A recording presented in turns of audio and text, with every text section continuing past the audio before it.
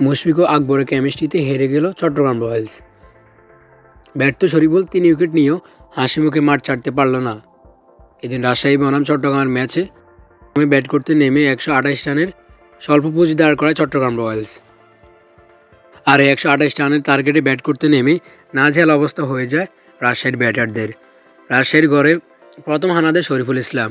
বল করতে এসে প্রথম বলে তুলে নেয় তাদের ওপেনার তানজিদ তামিমকে। সেই ওভারে ৫ নম্বর ডেলিভারিতে সাহেবজাদা ছক্কা হাঁকাতে গিয়ে ক্যাচ তুলে দিয়ে সাজঘরে ফিরেন এই ব্যাটার। আর শুনলে অবাক হবেন যে শরীফুল সেই ওভারে মাত্র ১ রান খরচ করেন। এরপর শরীফুল নিজের তৃতীয় নম্বর ওভার করতে এসে প্রথম বলে তুলে নেন নাজমুল হোসেন শান্তকে। আর তখনই সবাই ধরে নিয়েছিল যে আজকে রাজশাহীর হার নিশ্চিত। কিন্তু হয়তো তখন মুশফিক প্ল্যান করে রেখেছিল যে সে কীভাবে ম্যাচ জিতাবে।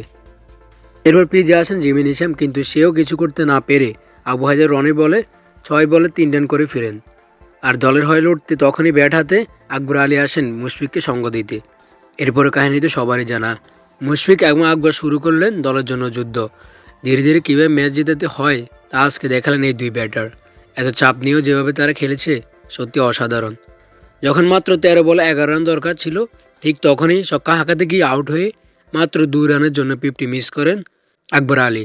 এরপর ব্রুল, সেও আউট হয়ে যায়। তারপর আসেন তানজিদ সাকিব, সেও ২ বলে ২ রান করে ফিরে যান। আর যখন ৫ বলে ৫ রান দরকার ছিল, তখন রাজশাহীর বোলার জাহান দাদ মাঠে নেমে বাউন্ডারি হাঁকান ৪। ম্যাচ জয়ের জন্য দরকার ছিল ১ রান। পরে বলে রান আপ নিয়েই দলকে জিতিয়ে মাঠ ছাড়েন এই প্লেয়ার। মুশফিক তুমি অসাধারণ, অবিশ্বাস্য। ৪১ বলে ৪৬ রান করে অপরাজিত থাকেন এই ব্যাটার। চট্টগ্রামের বোলারদের জন্য অবশ্য খারাপই লাগছে।